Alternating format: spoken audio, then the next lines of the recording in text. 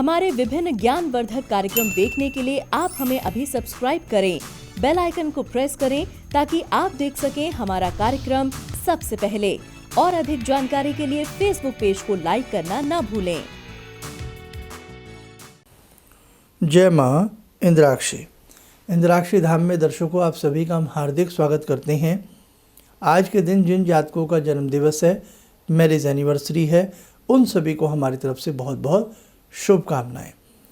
आज का पंचांग 15 फरवरी सन 2021 दिन सोमवार, माघ मास, कृष्ण पक्ष, संवत 2077, तिथि आज चतुर्थी है, नक्षत्र उत्तरा भाद्रपद, राहु काल 7:30 से 9, दिशा शूल पूर्व दिशा। आज हम अपने सभी साधकों से बात करेंगे कि अज्ञात छाया का दिखना उसका क्या संकेत है। तो आइए इस विषय को आगे बढ़ाते हैं। कई बार हम अपने घर में कार्य कर रहे होते हैं, हमें मानो ऐसा लगता है कि कोई चलचित्र सा, कोई छाया आकृति सी नज़दीक से गुजरी है। कई बार ऐसा लगता है कोई हमारे पीछे खड़ा है। कई बार ऐसा लगता है कोई आहट हमारा पीछा करती है। ऐसा कई बार अनेकों लोगों के साथ होता है। क्या ये वहम है? क्या ये अंधविश्वास है? क्या कहीं कोई विश्वास की इसमें गुंजाइश है? तो आइए आपसे हम सारी चर्चा करें। देखो, संसार में सभी चीज़ें अंधविश्वास नहीं होती और संसार में सभी चीज़ें विश्वास के काबिल भी नहीं होती। अगर किसी व्यक्ति को ऐसा लगता है कि कोई चीज़ वहाँ से चल कर के गुजरी है, कोई आहट मेरे कानों तक आती है, कोई मेरे अक्सर पीछे रहता है, कोई अक्सर रात्रि में मेरे नज़दीक हो जाता है, ये वास्तविक भी होता है ऐसा। जिन लोगों की मानसिक स्थिति बहुत कमज़ोर हो जाती है या जो व्यक्ति अर्धविक्षिप्त से हो जाते हैं या जिनकी जन्म पत्रिका में चंद्रमा बहुत कमज़ोर होते हैं, तो वहाँ ऐसा वहम भी होता है, ऐसा अंधविश्वास भी हो जाता है। लेकिन जिन लोगों के चंद्रमा भी ठीक हैं, जिन लोगों का लग्न भी मजबूत है, जो लोग दैनिक जीवन में और भी अनेकों कार्य अच्छे से करते हैं, अपनी जॉब पे अच्छे से जाते हैं, कोई भी ड्यूटी अच्छे से करते हैं, और हमें उन्हें देखने से ये नहीं लगता कि ये कोई रोगी हैं, चाहे वो मानसिक रोगी हों या कैसे भी रोगी हों, हमें नहीं लगता ऐसा। और उन व्यक्तियों को कोई आहट सुनाई देती है, उन व्यक्तियों को कोई छाया चित्र सा दिखाई देता है। किसी अज्ञात ऐसे छाया चित्र के अक्सर यदा कदा महसूस कोई आकृति हमें कराती है, तो वो व्यक्ति वास्तविक होते हैं, वहाँ अंधविश्वास नहीं होता। दूसरी बात, जो व्यक्ति बहुत बहुत बहुत बीमार चल रहे हों, बहुत बीमार चल रहे हों, अक्सर बिस्तर पर रहते हों, अक्सर दवाइयों के सहारे जीवन जीते हों, उनको यदि इस प्रकार के कुछ चित्र दिखते हैं या इस प्रकार की वो बातें हमसे करते हैं, तो लगता है कि भाई ये बहुत बीमार हैं और बीमारी में भी कई बार मस्तिष्क सही से कार्य नहीं कर पाता। कई बार जैसा हम सोचते हैं वैसे चित्र हमारे सामने बन जाते हैं, ऐसा भी होता है। तो यहाँ फिर अंधविश्वास वाली बात आ जाती है, यानी कि यहाँ बस उसको एक वहम हो रहा है ना, वहम हो रहा है कि वो व्यक्ति दवाई खा करके इतना परेशान है, या जिनको प्रॉपरली नींद नहीं आती, तो वहाँ पर भी कई बार ऐसे वहम उजागर हो जाते हैं। लेकिन आप खाते भी सही से हैं, सोते भी सही से हैं, काम भी सही से करते हैं, जॉब पर भी जाते हैं, घर भी अच्छे से संभालते हैं, और फिर आपको इस प्रकार की कोई एक्टिविटी आपके सामने आती है, तो वहाँ वो वहम नहीं है। अब बहुत लोग कहेंगे, क्या भूतों का अस्तित्व होता? संसार में हर चीज़ का अस्तित्व है। भगवान ने हर चीज़ का जोड़ा बनाया है।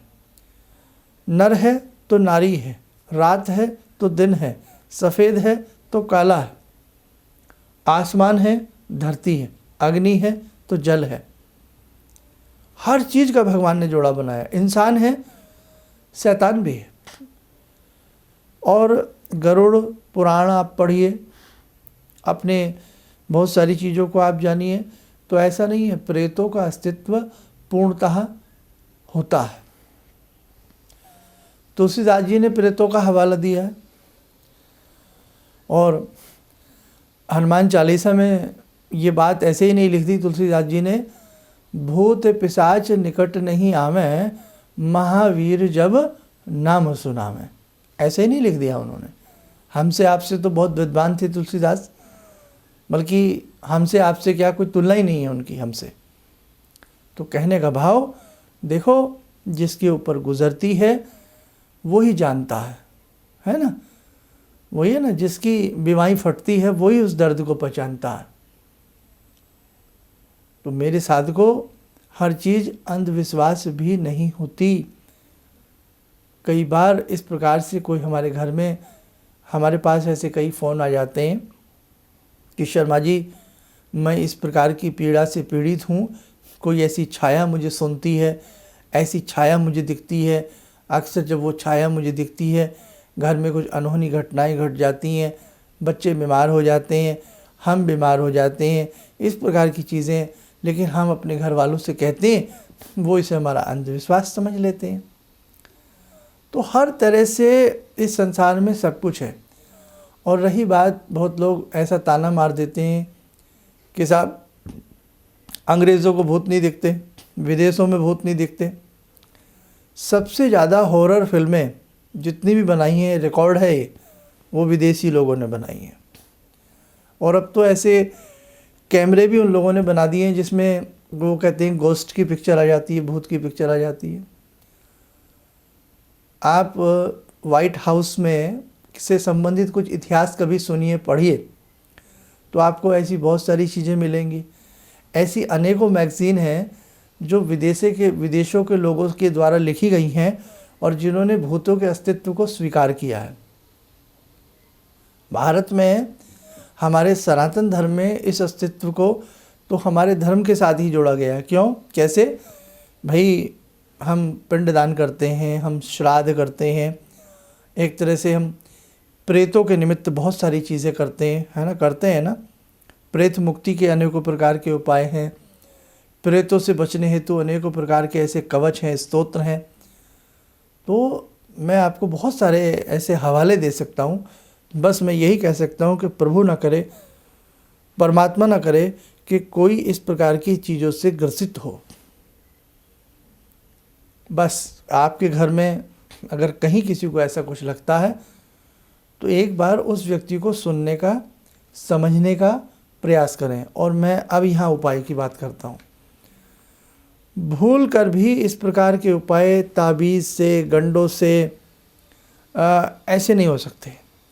इसका सबसे बड़ा उपाय होता है अपनी विल पावर को मजबूत करें। जब आपकी विल पावर मजबूत होगी तो कोई चीज़ आपको छू नहीं सकती। आपकी विल पावर कमज़ोर होगी तो आपको बहुत सारी चीज़ें तंग कर देती हैं। कई बार विल पावर को स्ट्रॉन्ग बनाइए। कुछ नहीं है, कुछ नहीं है, कुछ नहीं, विल पावर को स्ट्रॉन्ग बनाइए। और उसके साथ साथ मैं आपको कुछ कवच बता रहा हूँ, स्तोत्र बता रहा हूँ। जैसे आप प्रतिदिन शाम के समय सुगंधित ध्वनि करके आप बजरंग बाण का पाठ करिए, आप इंद्राक्षी कवच का पाठ करिए, आप दुर्गा कवच का पाठ करिए। सबसे पहले आप इंद्राक्षी स्तोत्र पढ़िए, फिर दुर्गा कवच पढ़िए, फिर बजरंग बाण पढ़िए। अगर 40 दिन आप ये कर लेते हैं, हम आपको पूर्णतः विश्वास दे देते हैं, आपको कोई चीज़ ऐसी तंग नहीं करेगी, कोई चीज़ आपको दिखाई नहीं देगी। फिर भी आपको लगता है, कुछ लोगों के जब ये परछाइयाँ इस प्रकार की चीज़ें ज़्यादा दिखने लगती हैं ना, तो विल पावर कमज़ोर होती चली जाती है। कुछ लोगों के नीले नीले निशान हाथों में, थाइज़ में, पैरों में कहीं ना कहीं बनने लगते हैं। नीला निशान पेट पे बन जाएगा, बन गया फिर गायब हो जाएगा, चकते चकते से बनने लगते हैं, बहुत सारी बातें हैं। तो कहने का भाव, उसका इलाज आप खुद हैं। आपकी विल पावर आपको बचाएगी, आपको परेशान नहीं होना। आपकी विल पावर बहुत बड़ा काम करेगी आपके साथ। और ऐसी स्थिति में हमें अच्छे ग्रंथ पढ़ने चाहिए। कई बार आप फिल्में ऐसी देख लेते हैं, ऐसे उपन्यास नॉवेल्स पढ़ लेते हैं, तो कई बार रस्सी का भी सांप नज़र आता है ना। कई बार भय का भी भूत होता है। तो हर चीज़ का अध्ययन करिए आप, मतलब एक पक्ष को मत देखिएगा, सारे पक्षों पर देखिएगा। और अक्सर जब नहाने के बाद गंगा जल के अपने ऊपर छींटे मारा करें। ऐसे व्यक्तियों को भगवान शिव पर जल चढ़ाना चाहिए, यानी कि शिव पिंडी पर। और शिव पिंडी पर जो जल चढ़ाएं उस जल को थोड़ा सा नीचे से लेकर के नमः शिवाय बोल करके छींटे मारा करें। बहुत अच्छे से आपको रिलीफ मिलेगा। और 3 चीज़ फिर बता रहा हूँ, बजरंग बाण, इंद्राक्षी स्तोत्र, दुर्गा कवच और बजरंग बाण सुबह शाम दोनों समय पढ़ लीजिए आप, फिर बताइएगा। या शाम को ये पढ़ लीजिएगा और सुबह के समय 20-25 मिनट या आधा घंटा गायत्री मंत्र पढ़ लीजिए आप। बिल्कुल भी आपको किसी तरह की कोई दिक्कत नहीं आएगी। और फिर भी कोई समाधान नहीं मिलता है तो किसी अपने अनुभवी को, ये झाड़ फूंक से नहीं, ये सब चीज़ें इस प्रकार से इतना इसमें रिलीफ मिलता। किसी अनुभवी व्यक्ति से मिलिए और उनसे फिर अपना कुछ ना कुछ पूछिए, तो कोई ना कोई सोल्यूशन अच्छे से मिल जाता। घर में अक्सर जिनके गायत्री यज्ञ होता रहता है तो वहाँ पर भी ये चीज़ें अपना असर नहीं डालती हैं, सब ठीक रहता। तो उम्मीद करता हूँ कुछ ना कुछ आपको इससे आज मिला हो, और करेंगे तो आपको लाभ मिलेगा। ईश्वर न करे कहीं कोई इस पीड़ा से पीड़ित हो। आइए मेरे साथियों, भूतों के नाथ भगवान शिव शंकर से आज हम बात करते हैं। भगवान शिव का भी कमाल का रूप है, भगवान शिव की भी कमाल की सिद्धियां हैं। भगवान शिव वास्तव में भोले हैं, है ना, शमशानवासी है ना, भूत आदि संगे। देखा नहीं भगवान शिव की आरती में किस प्रकार से आता है, भूत आदि संगे। और भगवान की शिव की बारात भी आपने देखी होगी, चाहे टेलीविज़न में किसी सीरियल में देखा हो कि किस प्रकार से भूत प्रेत भी उनकी बारात में शामिल थे। तो कहने का भाव कि घबराइए मत आप, सब भगवान की चीज़ें हैं बनाई हुई, और सब भगवान उनको हर लेते हैं। बस आप भगवान में खो जाएं, अपनी विल पावर को बढ़ाते हुए, अपनी किसी आध्यात्मिक शक्ति को बढ़ाते हुए आप भगवान का अनुसरण करें तो आप ठीक हो जाएंगे। तो आइए समय चला आज की ध्यान साधना का जुड़ते हैं भगवान शिव से। ॐ आत्मा त्वं गिरिजामति सहचरा प्राणा शरीरं गृहं पूजा ते विषयोपभोगरचना निद्रा समाधिस्थिते सञ्चारपदयो प्रदक्षिणविधेः श्रोत्राणि सर्वागिरो यद्यात् कर्म करोमि तद्दखिलं शम्भोस्तवाराधनम् चन्द्रोद्भासितशेखरे स्मर हरे गंगाधरे शङ्करे सर्पे भूषितकण्ठकर्णविवरे नेत्रोत्तवे स्वानरे दन्ते त्वकृतसुन्दरां वरदरे त्रैलोक्यसारे हरे मोक्षार्तिं कुरु चित्तवृत्त्यमचलं मन्येस्तु किं कर्म वे वन्दे देव उमापतिं सुरगुरुं वन्दे जगत्कारणं वन्दे पन्नगभूषणं मृगधरं वन्दे पशूनां पतिं वन्दे सूर्यशशाङ्कवह्निनयनां वन्दे मुकुन्दप्रियं वन्दे भक्तजनश्रयं च वरदां वन्दे शिवं शङ्करम् ॐ कर्पूरगौरं करुणावतारं संसारसारं भुजगेन्द्रहारं सदा वसन्तं हृदयारविन्दे भवं भवानी सहितं नमामि भवं भवानी सहितं नमामि। कवच बना ले, ध्यान करें, भगवान शंभू का आशीष हम सबके ऊपर बरस रहा है।